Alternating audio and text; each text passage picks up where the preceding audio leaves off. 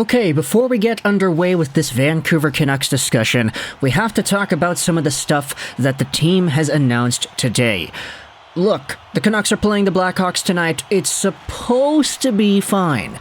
Supposed to be. This Blackhawks team has only, 3 players that are on the roster and actually healthy that are above 13 points. So, knock on wood, Canucks hopefully do alright today. But big announcement before the game begins. We do have ourselves an absence because Rick Tocchet goes out there and confirms that Carson Soucy is out for 5 to 6 weeks. And Rick Dalibor went out there and said it's a possible hand injury that will be keeping Soucy out. This sucks because the guy just came back from another injury. And the Canucks are 15... 3-2 with Soucy in the lineup, 16-3-2, something crazy like that. So this has been a very good defenseman for Vancouver, and losing out on him once again is going to suck, but that is the reality of the world that we live in. He is not going to be available for the next few weeks here, and the Canucks are going to have to get back to their strategy of trying to win without him. So there's that.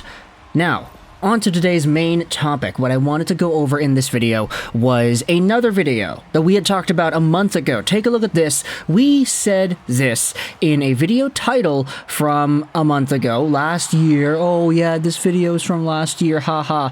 I get it, whatever. Take a look at this. Elias Pettersson is not worth the money.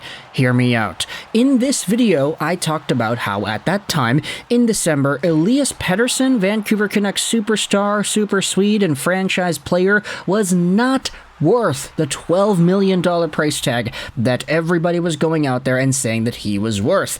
And I wholeheartedly believed that at the time.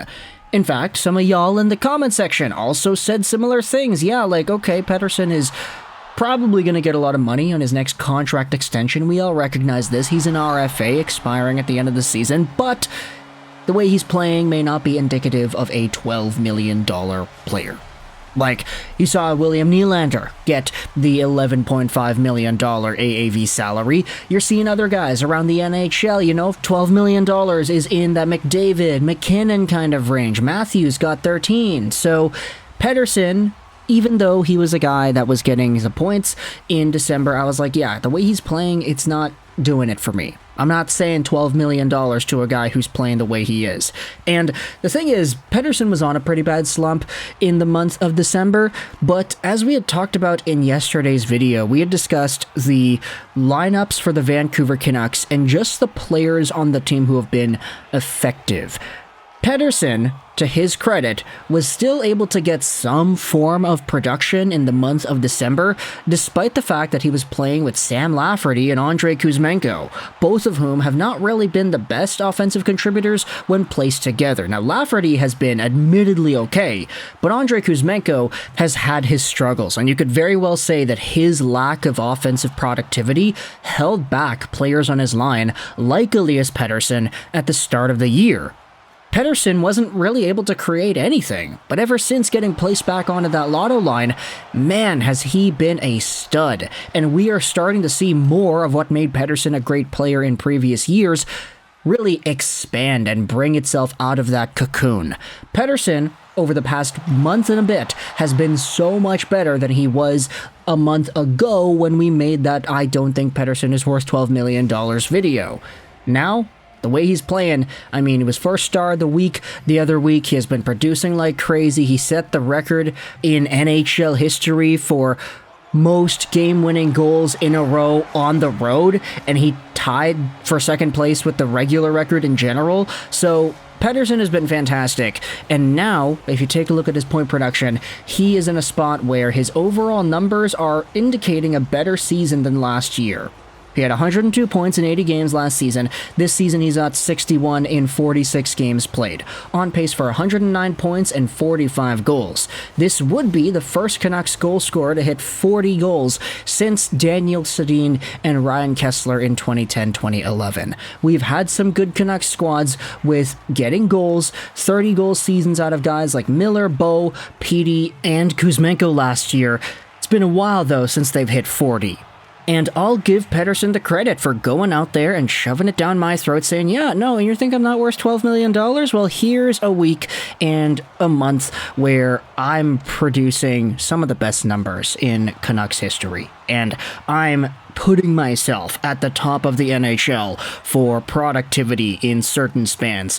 And I'm gonna sit back and revel in all this success for Pettersson and the Canucks and just be like, okay, yep, my hands are up. You got me.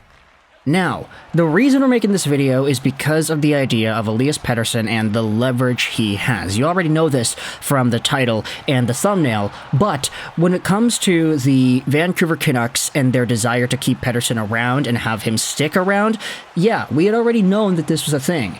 And Aquilini even said so the other day during the Jim Rutherford press conference. Aquilini said this, from an ownership perspective, we really want Elias Pettersson to stay here in Vancouver. We hope that Jim can come to a conclusion and hopefully we can get that done. Here's the reply to this idea from Cam Robinson that goes out there and illuminates just how much gosh darn leverage Petey has. Petey isn't dumb. He knows he has all the leverage here. He can simply wait until the offseason and lord a second 100-plus point season, team success, and a rising cap to max out the deal to his preferred length and value. And to illuminate this point even further, Big Head Hockey went out there and quote-tweeted the Cam Robinson thing.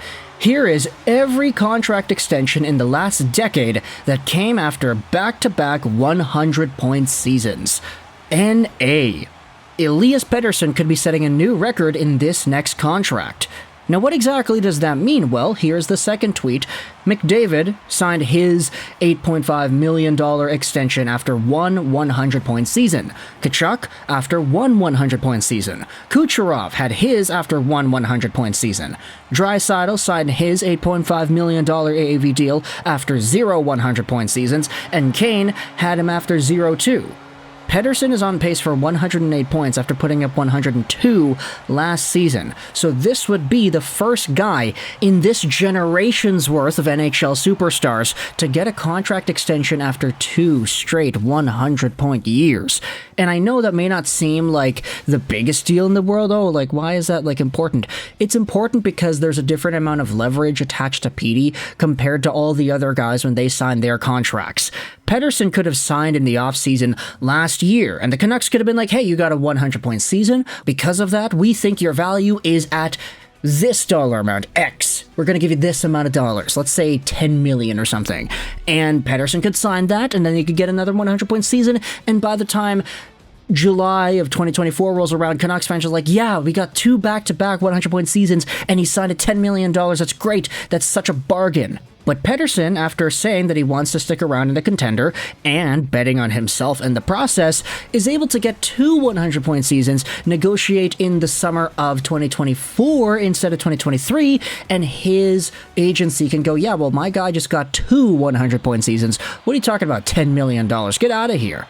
Talk about 12 and a half. This dude's 24 years old, and he just had back-to-back 100-point seasons that's never been done since Pavel Bure in the 90s. Not even the Sedins were able to do that. I mean, they did it together. If you could say, oh yeah, Henrik had 100 points in 2010, and then Daniel had 100 points in 2011. Not the same, though. Not the same player. So Pettersson is literally going out there and setting Canucks history, and then he'll get the contract extension after that year. If that's not some incredible leverage to just demand whatever it is that he wants, then I don't know what is. And we're seeing from all the other insiders, we're hearing more of a sentiment that says, yeah, the dollar amount is really just going to go down to what Pettersson wants, because the Vancouver Canucks themselves are probably just going to give him whatever it is. Which, at this point, I mean, if Pettersson continues to get better as he ages into 25, 26, 27 years old, then there's no reason to go out there and doubt it. It's just, the way he was playing last month was so lackluster compared to how he's playing now, that even though a month ago I would go out there and say he wasn't playing like a $12 million player, nowadays he is. And hopefully that continues into this week and beyond, into and after the All-Star game and break.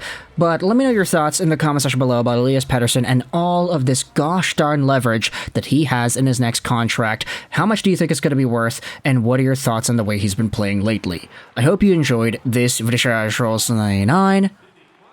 and bye.